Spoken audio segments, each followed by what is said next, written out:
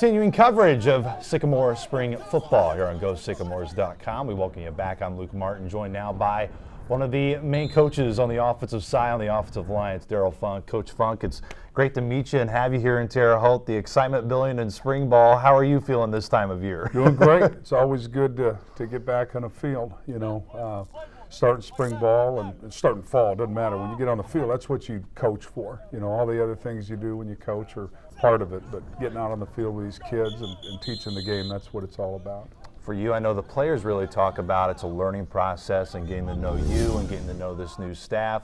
This is a staff that does have a lot of familiarity, so what's it like kind of getting back with a lot of guys that you're used to being around? Well, that's always good. You like to coach with guys that are not only your friends, but guys you've worked with and gone through the battles before, which I have with a lot of these guys. And our familiarity with our system makes it easier to, it's new for the kids, but it's easier to, we're all speaking the same language because we've done it before. And we got a couple new things, but these kids are picking it up fast, hungry to learn. Here, it's been a common question I'm going to talk with you guys about, and that's obviously the connection to Coach Mallory.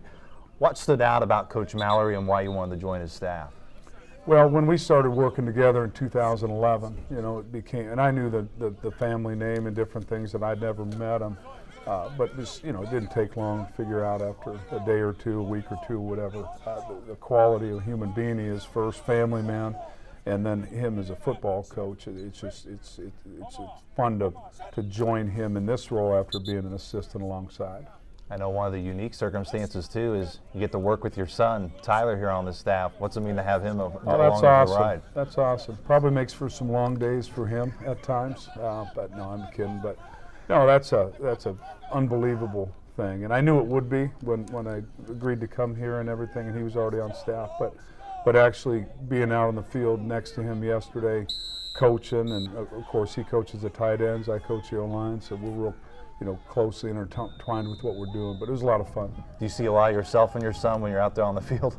He's way ahead of me when I was 25 for sure, but yeah, he's picked up some different things that he picks up from me. If he's watched me coach since he was able to be trusted at a practice and not run across the field, which has been a long time because he was pretty trustworthy. So yeah, but it's going to be a lot of fun. As you continue to work on this new offense here in spring ball, what's really specifically about the offensive line group that you're working with that you're really implementing, especially in these early practices and as you press on throughout the spring? Well, it'll sound like coach speak, but no matter what system you run, you got to be tough and play offensive line. I don't care what system you're running.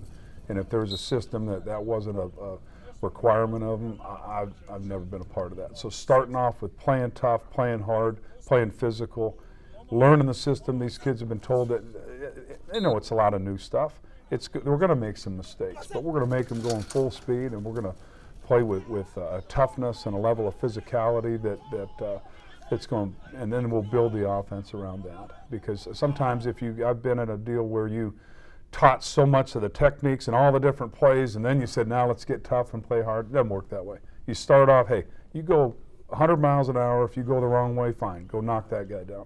And you build it that way and teach the concepts, and then over time they'll learn all the things that'll help us build this system and make it a great one.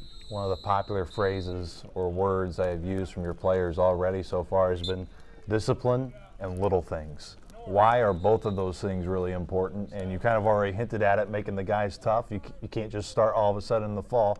Why is that really important for you guys as a staff to really implement right now? Well, the longer you coach, the more you know. I think as a young coach, it used to be so much, hey, the X's and O's and all these new little schemes and all these buzzwords and everything. And the longer you coach, you realize that none of that means anything if the young guy's going to jump off sides or he's going to do a stupid personal foul or something like that. So the discipline of doing the things right. And then the little things. You realize most games are won on 5 or 6 plays. You could pick 5 or 6 plays, one way or the other, that help you win or lose the game. So you never know when those plays are going to be, but it's the little things.